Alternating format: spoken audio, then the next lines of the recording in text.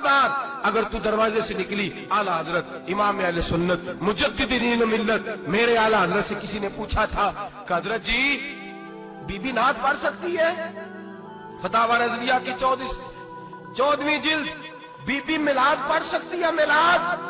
आला हजरत ने फरमाया अगर बीबी मिलाद पढ़ रही हो, नात पढ़ रही हो और उसकी आवाज गैर महरम के कानों तक जा रही हो, फरमाया उसे सवाब नहीं होगा, उसे हराम काम करने का गुनाह दिया जाएगा। बीबी को मना है, वो नात की आवाज भी औरत का ही नहीं पड़ता, दीन में तो औरत की आवाज का भी पड़ता है। दीन में तो औरत की, हजरत सैयदा ज़ैनब, हजरत फातिमा की वो लख्ते जिगर जो मैदान करबला में इमाम हुसैन बराबर की शरीक रही सैयदना इमाम हुसैन के साथ। याह्या बिन मोइन कहते हैं मैं 15 साल तक हजरत ज़ैनब का पड़ोसी रहा हूं। 15 साल, घर बराबर होता है ना, बंदा बीबी देख ही लेता है। वो बीबी कभी पर्दा डाल के जा रही है दवाई लेने, कभी नजर आ ही जाती है। कहते 15 साल में सैयदा फातिमा की बेटी का पड़ोसी रहा हूं, मैंने कभी बुरके में छुपी हुई ज़ैनब भी नहीं देखी, बुरके में छुपी हुई ज़ैनब भी कभी नहीं देखी। हजरत अब्दुल्ला बिन जाफर तैयार जनाबे अली मुर्तजा के भाई थे, उनके बेटे के साथ इनका निकाह हुआ था, बीमार हो गई। तो हजरत अब्दुल्ला कहने लगे ज़ैनब चल तुझे हकीम के पास ले जाऊं, तबीब के पास ले जाऊं। तो हजरत ज़ैनब कहने लगी आप जाइए मेरा हाल बता के दवाई ले आइए।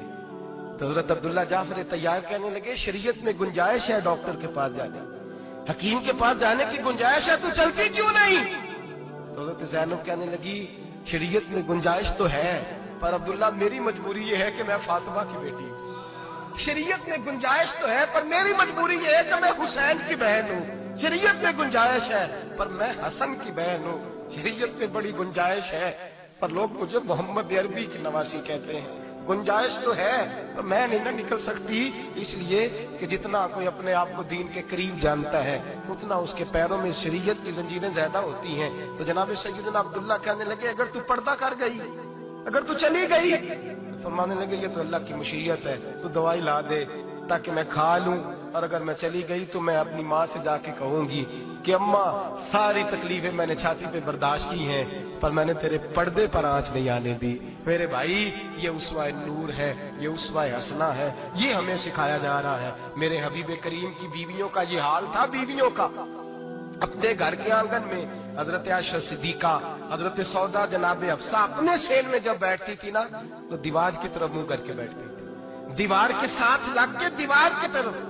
बीबियां अपने घर के अंदर भी दीवार की जानिब मुंह करके बैठती थी। लोग पूछती, बीबियां पूछती कि अपने घर में भी दीवार को मुंह करने का मतलब? कहती हो सकता है कुछ छत पे चढ़े अचानक नजर पड़े, तो हम चाहती हैं फिर भी हमारा चेहरा नजर ना आए उसे, फिर भी हमारा चेहरा नजर, हम अपने घर के अंदर भी पाबंद रहती हैं कि हमारे चेहरे नजर ना आए।